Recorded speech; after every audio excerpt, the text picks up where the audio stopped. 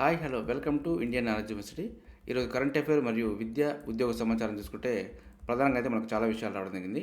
అదేవిధంగా మన ఛానల్లో ప్రతిరోజు అడ్మిషన్ నోటిఫికేషన్స్ మరియు రిక్రూట్మెంట్ నోటిఫికేషన్ సంబంధించి కూడా సపరేట్ వీడియోలు అయితే అందుబాటులో ఉంటాయి. ఈ వీడియో చూస్తున్న వారైతే లైక్ చేయడం మాత్రం మర్చిపోద్దు. మీరు చేసే లైక్ వల్ల మరికొంతమంది విద్యార్థులకు ఈ వీడియో చేరే ప్రయత్నం జరుగుతుంది.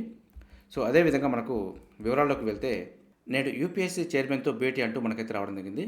సో యూపీఎస్సీ చైర్మన్ మనోజ్ సోనీతో ముఖ్యమంత్రి రేవంత్ రెడ్డి తాను అధికారులు భేటీ కాబోతున్నట్టు ఉత్తమ్ కుమార్ రెడ్డి మనకు తెలపడం జరిగింది. యూపీఎస్సీ తరహాలో తెలంగాణ పబ్లిక్ సర్వీస్ కమిషన్ను పకడ్బందీగా తీర్చిదిద్ది గతంలోలా ప్రశ్నపత్రాల లీకేజీలు లేకుండా చూస్తామని మనకు గతంలో ముఖ్యమంత్రి ప్రకటించడం జరిగింది. అందులో భాగంగా పరీక్షల నిర్వహణలో యూపీఎస్సీ అవలంబిస్తున్న విధానాలను తెలుసుకొని టీఎస్పీఎస్సీని ప్రక్షాళన చేస్తామంటూ మనకు పేర్కొనడం జరిగింది. గతంలో కూడా ముఖ్యమంత్రి కేసీఆర్ కూడా ఇదే విధంగా టీఎస్పీఎస్సీని ఏర్పాటు చేసేటప్పుడు యూపీఎస్సీ తరహాలోనే అంటూ మనకైతే చెప్పడం జరిగింది. సో ప్రస్తుత గవర్నమెంట్ కూడా ఏ విధంగా చేస్తుంది అనేది మరికొద్ది రోజులు వేచి చూడాల్సిన పరిస్థితి ఏర్పడింది. అదేవిధంగా టీఎస్పీఎస్సీలో ఉద్యోగుల కొరత అంటూ ప్రధానంగా అయితే రావడం జరిగింది. మొత్తం 341 మంది అవసరం, అదనంగా 214 పోస్టులు మంజూరు చేయాలని 5 ఏళ్ల క్రితమే నివేదిక అంటూ కూడా రావడం జరిగింది. గత సర్కారు ఇచ్చినవి 38 మాత్రమే. పరీక్షల బాధ్యత చూసేది 30 మందే. ఈ 30 మందితోటి పరీక్షల నిర్వహణ చూస్తే ఇదే విధంగా పేపర్ లీకేజ్ జరగకుండా ఆపడం అనేది కష్టతరం. సో కాబట్టి పూర్తిస్థాయి సిబ్బందిని నియమించిన తర్వాతనే మనకు పరీక్షల నిర్వహణకు ముందుకెళ్లాల్సి ఉంటుంది. సో ఏ విధంగా చూసుకున్నా కూడా గతంలో కొన్నింటిని చూసుకుంటే టీఎస్పీఎస్సీ సంస్కరణ ప్రక్రియలో భాగంగా ఉన్నతాధికారులు ఇప్పటికే కేరళ పిఎస్సీని సందర్శించారు. అక్కడి పిఎస్సీలో దాదాపు 1600 మంది పనిచేస్తున్నారు. అత్యధిక మంది సిబ్బందితో దేశంలోనే అతిపెద్ద కమిషన్గా పేరొంది ప్రతి ఏటా జాబ్ క్యాలెండర్ విడుదల చేస్తూ ప్రస్తుతం సర్వీసులోని ఉద్యోగ పదవీ విరమణ చేసే నాటికి కొత్త ఉద్యోగుల నియామకాలు పూర్తి చేస్తుంది. తద్వారా ప్రభుత్వ విభాగాల్లో సిబ్బంది కొరత లేకుండా చూస్తుండమే కాదు, నిరుద్యోగులకు ఉద్యోగ అవకాశాన్ని సృష్టిస్తుందంటూ మనకు కేరళ పిఎస్సీ గురించి అయితే కొంత రావడం జరిగింది. సో ఈ తరహా నియామకాలు చేపట్టి మన టీఎస్పీఎస్సీని కూడా యూపీఎస్సీ తరహాలో అభివృద్ధి చెందించే విధంగా ఏర్పాటు చేయాలని అయితే కోరుకోవడం జరుగుతుంది. సో ఏదేమైనప్పటికీ ప్రస్తుతం అయితే టీఎస్పీఎస్సీలో ఉద్యోగుల కొరత అయితే ప్రధానంగా అయితే చెప్పుకోవచ్చు. యథావిధిగా 15% నాన్ లోకల్ కోటా అంటూ రావడం జరిగింది మనకి. 2024-25లో ఉన్నత విద్యలో అమలు, మే నెలలో ప్రవేశ పరీక్షలు నిర్వహించే అవకాశం, ఈ వారంలోనే తేదీల వెల్లడంటూ రావడం జరిగింది మనకి. వచ్చే విద్యా సంవత్సరం 2024-25 రాష్ట్రంలో వివిధ ఉన్నత విద్యా కోర్సులో ప్రవేశాలను గతంలో మాదిరిగా యథావిధిగా నిర్వహించాలని ప్రభుత్వం ఓ నిర్ణయానికి వచ్చినట్టు తెలిసింది. ఫలితంగా ఏపీ విద్యార్థులు కూడా 15% నాన్ లోకల్ కోటా సీట్లకు పోటీపడి దక్కించుకోవచ్చు. ఉమ్మడి ఏపీ విభజన జరిగి 10 ఏళ్లు పూర్తవుతున్న నేపథ్యంలో నాన్ లోకల్ కోటా సీట్లు 15% కింద ఏపీ విద్యార్థులు పోటీ పడవచ్చా లేదా అనే అంశంపై రాష్ట్ర ప్రభుత్వ విధానాన్ని తెలపాలని ఉన్నత విద్యామండలి గత నెలలో సర్కార్కు లేఖ రాసింది. ఏపీ పునర్విభజన చట్టానికి జూన్ 2వ తేదీకి 10 ఏళ్లు పూర్తవుతాయి. ఇప్పటి వరకు ఎంసెట్తో పాటు ఆయా కోర్సుల్లో ఉన్న కన్వీనర్ కోటా సీట్లలో 85% తెలంగాణ స్థానికత ఉన్న విద్యార్థులకు కేటాయిస్తున్నారు. మిగిలిన 15% సీట్లను తెలంగాణతో పాటు ఏపీ విద్యార్థులు కూడా పోటీ పడుతున్నారు. ఇందులో మెరిట్ బట్టి సీటు దక్కుతున్నాయంటూ మనకి ఇవ్వడం జరిగింది. సో యథావిధిగా అనేది ఈ సంవత్సరానికి అయితే కొనసాగించడం జరుగుతుంది. సో జూన్ 2 తర్వాత వచ్చే నోటిఫికేషన్లకు కొత్త విధానం అమలయ్యే అవకాశం అయితే ఉంది. గురుకుల నియామక బోర్డు కొత్త చైర్మన్ ఎవరు అంటూ రావడం జరిగింది మనకి. తెలంగాణ గురుకుల నియామక బోర్డు చైర్మన్ పదవి ఖాళీ అయింది. సంక్షేమ గురుకులాల సొసైటీ కార్యదర్శుల్లో సీనియర్ అధికారిగా ఉన్న మైనార్టీ గురుకులాల సొసైటీ కార్యదర్శి షఫీయుల్లా ఇంతవరకు బోర్డు చైర్మన్గా వ్యవహరించారు. రాష్ట్ర ప్రభుత్వం ఇటీవల చేపట్టిన బదిలీలో భాగంగా ఆయన్ను మైనార్టీ గురుకుల సొసైటీ కార్యదర్శి పోస్టు నుంచి బదిలీ చేసింది. దీంతో గురుకుల నియామక బోర్డుకు కొత్త చైర్మన్ నియమించాల్సిన అవసరం ఏర్పడింది. సో ప్రస్తుతం అయితే గురుకుల నియామక బోర్డు కొత్త చైర్మన్ పదవి ఖాళీగా ఉంది. సో దీనికి త్వరలోనే మనకు నియామక బోర్డు చైర్మన్ నియమించి రిక్రూట్మెంట్కి సంబంధించి ప్రాసెస్ అయితే ముందుకెళ్ళొచ్చు. టెట్రిస్ గేమ్ను జయించిన బాలుడు అంటూ రావడం జరిగింది మనకి.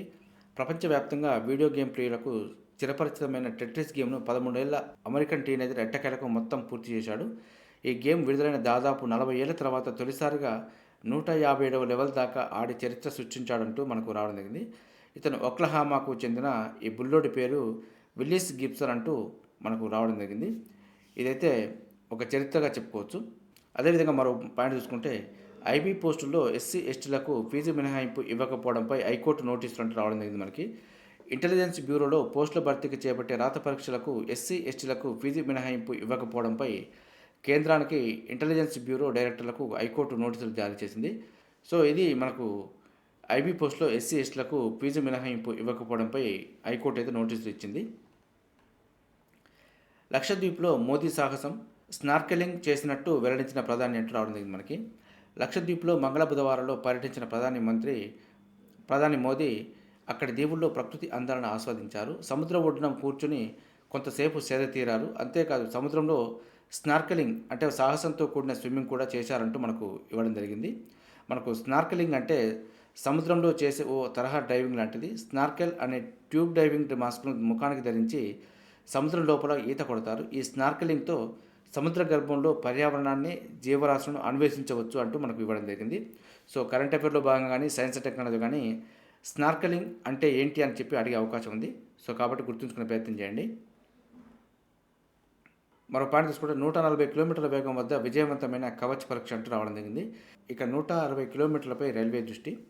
రైళ్లు పరస్పరం ఢీకొనకుండా నిరోధించే కవచ్ వ్యవస్థను ఇటీవల మధుర, పల్వాల్ మధ్య విజయవంతంగా పరీక్షించారు.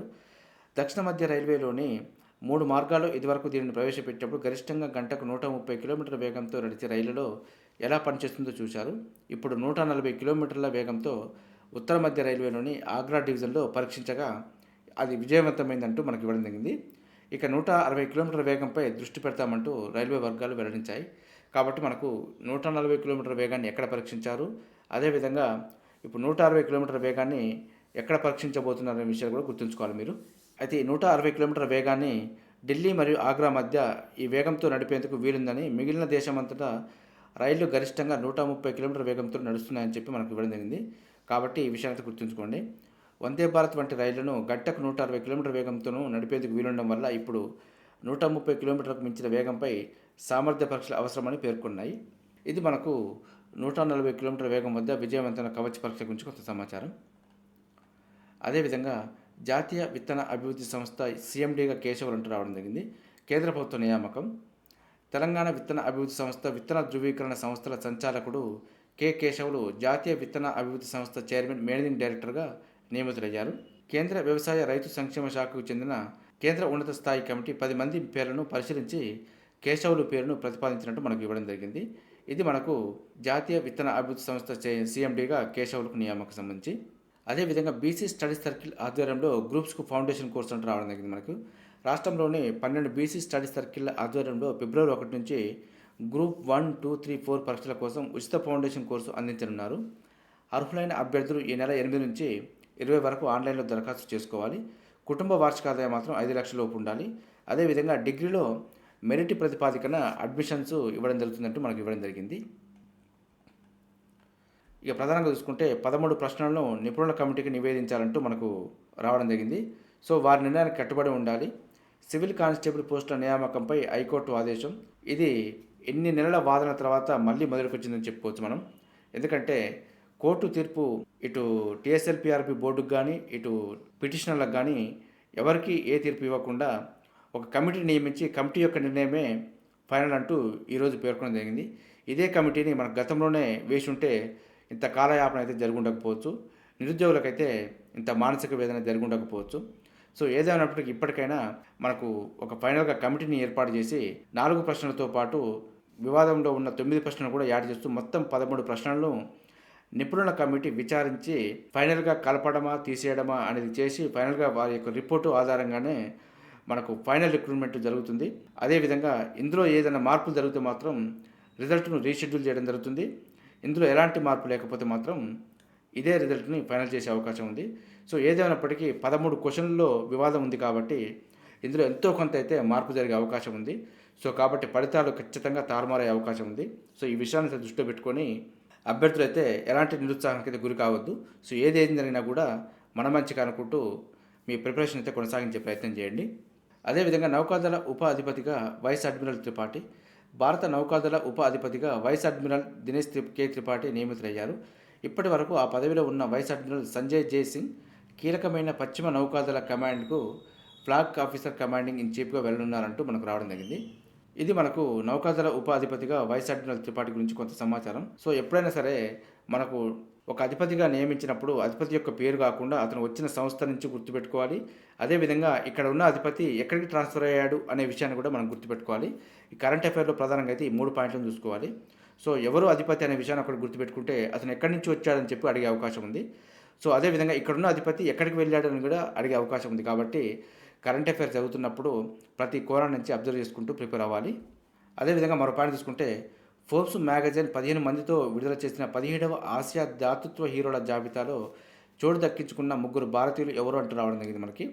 ఇన్ఫోసిస్ సహ వ్యవస్థాపకుడు నందన్ నీలేకని, అదేవిధంగా డిఎల్ఎఫ్ మాజీ చైర్మన్ కేపీ సింగ్దేవ్, అదేవిధంగా జిరోదా సహ వ్యవస్థాపకుడు నిఖిల్ కామత్.